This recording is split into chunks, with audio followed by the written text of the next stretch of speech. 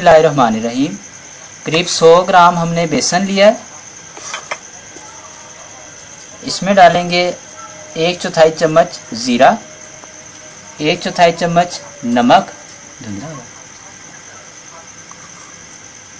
आधा चम्मच पिसी हुई सुरख मिर्चें, 1/4 चम्मच पिसा हुआ धनिया और 1/4 चम्मच से भी थोड़ा कम हमने हल्दी ली है। ये सब इसमें शामिल कर देंगे। मसाले आप अपनी पसंद से कम या ज़्यादा कर सकते हैं अपने टेस्ट के मुताबिक। और इसमें साथ शामिल करेंगे एक छोटा सा प्याज, करीब 50 ग्राम से भी कम है। इसको हमने छोटा बारीक बारीक काट लिया। आधा चम्मच बारीक कटा हुआ लहसुन, आधा चम्मच बारीक कटा हुआ अदरक और थोड़ी सी सब्ज़। अदरक का बहुत अच्छा जायका आता है। अगर आपको पसंद नहीं है तो आप बेशक ना डालें।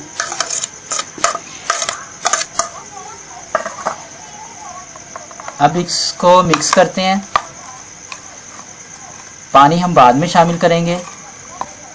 अगर हम पहले पानी शामिल करते तो इसमें जो है वो गुठलियाँ बन जाती।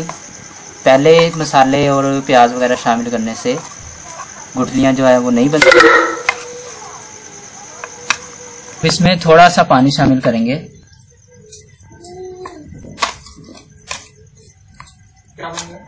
बस अंडे की तरह, जैसे अंडा होता है हमारा, इतना इसको पतला करना है। और ये देखिए इसमें करीब आधे गिलास से थोड़ा ज्यादा पानी हमने डाला है और ये इतना पतला हमने करना है इसको।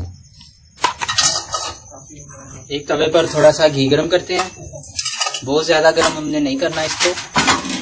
इस तरह फैला दें और एक चम्मच की मदद से हमने अपना बेसन इस पे डालना है। थोड़ा सा फैलाएं।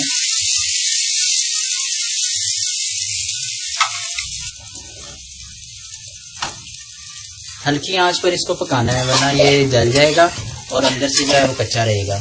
तो इस तरह घी थोड़ा सा जो है वो हम इसके ऊपर डालते हैं। और जब थोड़ा सा सख्त हो जाएगा तो फिर हम इसको उल्टा देंगे।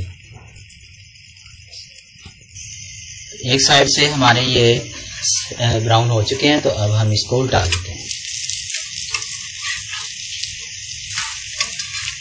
जब दोनों साइडें हमारी ब्राउन हो जाएंगी तो हम इसको उतार लेंगे।